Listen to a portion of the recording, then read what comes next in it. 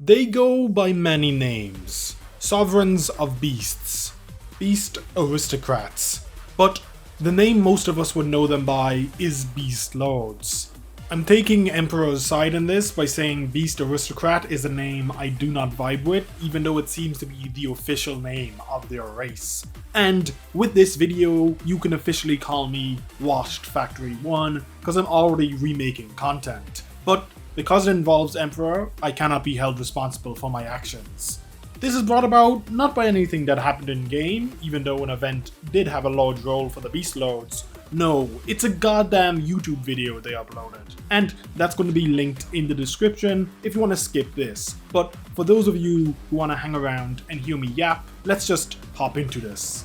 The Beast Lords are talking animals that roam Terra, taking ownership of the land due to being the best race to call Terra their home. Blessed with supernatural powers like immortality, teleportation, or simply being incredibly smart, the Beast Lords can trace their lineage back to the predecessors and their Originium experiment. The Beast Lords are confused, both in and out of game, for the anthropomorphic individuals that also call Terra their home. People like Gopnik, Crying Teeth, or Fatty, which is specific because of the Duck Lord. Not only that, but they are also compared to the Ferenmuts, the gods of Terra, due to their unique biology. And while the Ferenmuts have been brought up, the Beast Lords too do not rely on Originium for their abilities. Lunacub's operator file even refers to the Beast Lords as being the polar opposite of Originium, so that is the old hag's opinion on them. And due to their origin, the Beast Lords have a Terran race that represent them. Just look at the Lupo and the Signori de Lupi if you want a prominent example. So how did these animal spirits come into existence? Well, they are spirits born from their soul being separated from their bodies. How? They were animals killed by the first Originium when it was introduced to Terra. That, or they were killed by the first catastrophe summoned by the first king of the Sorkas. Listen, the video on the topic didn't confirm which way it was, but considering how similar they are to Sorka's Revenants, I could believe that it was the first catastrophe. Either way, those killed didn't pass on to the next life. They became disembodied spirits, free to roam Terra forever. If they died alongside what would be the Sorka's Revenants, then it is yet another non-Sorka's W, as the Beast Lords are locked in instead of mourning their fate for the next 10,000 years. The period following becoming spirits was known as the Great Migration. The Beast Lords were scattered to all corners of Terra and spent an undetermined amount of time roaming the land, becoming familiar with their newfound powers as well as just exploring Terra for its own sake. Eventually though, they re-encountered those of their race that survived, modern Terrans. Unable to interact with all humans due to their spiritual nature, they instead manifested themselves as physical beings. While not quite mortal, this allowed for the Beast Lords to interact with the denizens of Terra, although by their very nature they would only make themselves visible to humans if they wanted to be seen by them. Beast Lords like Emperor spend most of their time visible, whereas Dolly and his little black sheep tend to only reveal themselves to certain people. And speaking of those little sheep that follow Dolly around, the Beastkin, fragments of the Beast Lord that spread throughout Terra seemingly at random. For the most part, they seem to only appear to specific individuals and are for the most part completely harmless. The Beastkins are manifested through some form of Originium manipulation by the Beast Lords and actually have the potential to infect people that they come into contact with, such as Haze. Although, as I said before, this is seemingly just a byproduct of them being close to someone and not born of malicious intent. Although often driven by instincts, there is some of the Beast Lord's intelligence within the Beastkin. So when one chooses a Terran to latch onto, it's probably for more than just vibes. Although an Emperor Beastkin would absolutely be doing it just for the vibes. There are a few Beastkin that we know of, Dolly's little black sheep, the royal companions of Lugal Sorgas, and quite a few kitten Beastkin that have attached themselves to Haze, Moose, and Phantom. Most notably among them is of course Miss Christine, Phantom's loyal companion. We don't know what the Beast Lord of these looked like just yet, but considering the Beast Lord video showed off the cat from Moose's Z2, that may be the one throwing these kittens around. And that's about it for the Beast Lords, the lore. If you want to just cut a video here, you can, but we might as well talk about them in some detail. The bestiary, if you will. And normally you would save the best for last, but we already know I have a favorite. Emperor, the supreme Beast Lord, the peak of the verse, aura-forming extraordinaire. From musician to CEO, Emperor has done it all. He's made an appearance in many events now with varying levels of importance. From Longmen to Circusa, he's been everywhere. He spent years in Lithuania as a classical musician under the alias of Grand Penguin, or Count Penguin for us non-German speakers. He terrorized mob bosses in Syracuse. His time in Colombia led him to hip-hop, and so he founded the music company Monster Siren Records, where he got a group of Fernmuts to sing for. Also, side note, in real life Arknights music releases under the Monster Siren Records flag, so Emperor is technically responsible for that, so he transcends fiction. His time in Colombia would bring him into contact with Texas, who was cooperating with Zaro, another beast lord. Emperor took a liking to her, so founded Penguin Logistics to give her a place to call home after she left Syracuse. This of course eventually led to all the members of Penguin Logistics meeting Emperor, although we don't have the specifics on that. That aside, Emperor has his own personal defense weapon called Little Homie. No, I am not making that name up. It's technically not a gun, more like a fancy slingshot, but it gets the job done. Although he normally leaves the protection of his person to the girls of Penguin Logistics. Not that he needs protection, cause he's literally immortal. Like, he's died so often, people genuinely think not even a catastrophe can kill him. From warehouse fires, to grenade explosions, to drive-by shootings, to poisoning, to a particularly angry rat man. His many deaths and his many returns have people wondering how he's managed to stay alive all this time. It seemingly happens so often that the girls at Penguin Logistics don't even bother to show any concern when he dies. Zaro also hints at Emperor having ice-based powers, but Emperor doesn't need such things to put a pup like him in his place. Next up on the peak train is Dolly. This pink ball of love and compassion is the beast lord who lives life in the way that most fits their enjoyment. So if that involves a little bit of kleptomania or surfing on lava, who can blame him? Once upon a time, Dolly was many sheep beast lords. However, at one point they decided to fuse into the supreme sheep that is Dolly. This might explain why Dolly seemingly can produce an endless supply of beastkin, but that is just conjecture on my part. Dolly used to use the Signori de Lupi as unwilling playmates while in Syracuse before they began their great game, having them chase them through the fields. This unintentionally started the Syracusan story of the Pink Nightmare that you could only chase away by calling for the wolves 3 times. Pretty interesting inversion of the Boy Who Cried Wolf story, but Dolly is not pleased by the implication that he is scared of the pathetic wolves. Dolly at some point took interest in Siesta, and this would lead him into meeting with Ayafela's parents. Although mostly disconnected from humanity, after their deaths he would watch over Ayafela out of respect for them. Despite his goofy nature, Dolly is a wise individual, often using his little black sheep to help people manage their grief. Most notably when he created one in the image of Cylon's mother to help her not only come to terms with her mother's death, but to also reconcile with her father. He also uses his power to defend Siesta from the eruption of a volcano, creating a white eruption for everyone's enjoyment.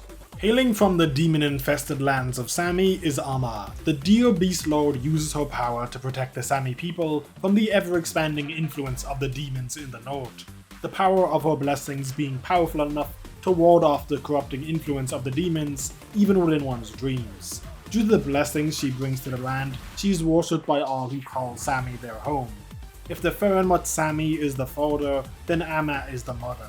Both of the guardian deities protect those who look to them for guidance. Seemingly unable to communicate like the other beast lords, possibly due to the demonic corruption of the area, Ama created the Snow Priests, those who can interpret the will of Sami and guide their people with their wisdom. Ama would even be responsible for bringing the Cyclopses to Sami. Although not accepted by all, this would prove to be pivotal in throwing back the demons of the north. As seen in IS-4, Santella, a Snow Priest, and Valokrin, a Cyclops, would be 2 of the people responsible for pushing to the gate in the north, where Ama would use her might to seal the demons within the gate, rendering it dormant at the cost of her own freedom. True goat activity, even though she's a deer. The High Priest is responsible for bringing mechs to Arknights. Yes, technically Columbia has them, but the big ugly thing is in a league of its own. Despite his long life, the High Priest has seemingly been content living in Sargon, chilling for most of his history. We first meet him after he has teamed up with Eunectes to build his greatest creation yet, the Big Ugly Thing. Seemingly the most tech-minded of the Beast Lords, most of his experiments end up exploding regardless, but he is at least inventing stuff. But all that for the sake of building Big Robot is worth it. I don't have much to say on him aside from that. Yes, he has showed up in Lapland Ultra's event. Yes, he has been chillin'. The majority of his story and lore is just tied into Gavial's tribe, and he wasn't a large focus of those narratives. He does apparently make a good stew, so thank you Dunmeshi Collab for that bit of Beast Lord lore knowledge for the rest of us. Gawain is the Lion Beast Lord that serves the royal line of Victoria. He has been looking after Siege since she was a kid and raised her after the coup that overthrew her father. He has been a constant companion for her family since the time of the great king of Sorgon, Lugal Sorgaz, 1,000 years before the current era. From battling with the demons in the south to watching over the Speaker of Parliament in the modern day. He has seen much of Terra's history. Long ago, he made a vow to stay by the descendants of his one-time companion until they no longer needed him. He may not remember the name of the man that he made that promise to anymore, but he certainly remembers his vow. This companionship of his has likely resulted in him being estranged from his kin, as none of them mention him by name, only alluding to the line within Victoria. He also tends to avoid showing himself to people, as the lion is a well-known symbol of the Victorian royal family, and he would like to avoid that headache. We do know that he used some beastkin lions in the battle against the demons in the south, so that's pretty cool. Also, Lugal Sorgaz rode on him at the time, so why can't we get a CG of current Siege riding this beautiful lion into battle, because that shit would go crazy. Speaking of those who served Lugal Sorgaz, Mio and Wolf, both appearing in the Pepe event, so neither of them have gotten much love yet. Residing primarily in Menet Hamet for the past few centuries, their primary role was the resurrection of Zubar. As such, neither has an extensive past to talk about. Mio at least got a nice CG, which Wolf didn't get, so Mio W, I guess. Mio is also designated Titi as his new keeper, so I expect the sequel to Pepe's event to give us more Mio lore at least. Wolf is staying put where he is, so I doubt we'll see him again, although considering his name, maybe that's a blessing. The Duck Lord is the filthy capitalist of the group, and as such is not peak. Yes, Emperor is also filthy rich, but he used his powers to create a lesbian polycule, while the Duck Lord exists to have his gang run amok in integrated strategies. Due to his purpose in the game being exclusive to integrated strategies, we actually have basically no lore on him, aside from that he works with Fatty, Gopnik, and the Crying Thief. So we're going to move swiftly along to the bums of the Beast Lords, the Signori da Lupi. As you know, I am correct in all things, and the objectively worst Beast Lord group is the Wolves. Calling Siracusa their home, the Wolves claim to represent the will of the wilds. All this really means is that they host a battle royale between humans they call Fangs, known as the Great Game. The wolf, whose human successfully murders the others, is made the leader of the pack, which lasts for some unknown period of time before a new Great Game begins. The Wolves do at least have some rules for their games, mainly that they can only interact with the Fangs and no other humans can be involved. Many end up breaking, or at least bending this rule though, so really no one in the general vicinity is that safe. As this is a group of Beast Lords rather than just one, I shall cover the main ones quickly without going into them too much. And by that I mean I shall cover the ones with a sprite. Zaro is best known for getting pulled up on by Emperor. Caesar is Project Red's grandmother and an all-around terrible human being, even though she's a wolf. Vargo is one of the few wolves with what could be considered a redeemable feature, and Agnes, who we don't have a sprite for, so I'm immediately breaking my own rule, is Lunacub's guardian. I could explain them more, but there's really no read, go read the events, or better yet, go watch my last video on Lapland's event, because I give a bit more time to Disignori the Lupi exclusively. Other than that, there are more Beast Lords out there. They do of course exist, but we don't know many. According to the lore book that I can't read yet, there are dogs in Bolivar. And definitely not Kurama lives in Higashi at the shrine where Suzerain's dad lives. He is one of the only people there who approve of his and Suzumon's marriage, so I assume he is a cool dude. Also, as mentioned before, a cat, or multiple cats, also inhabit Terra.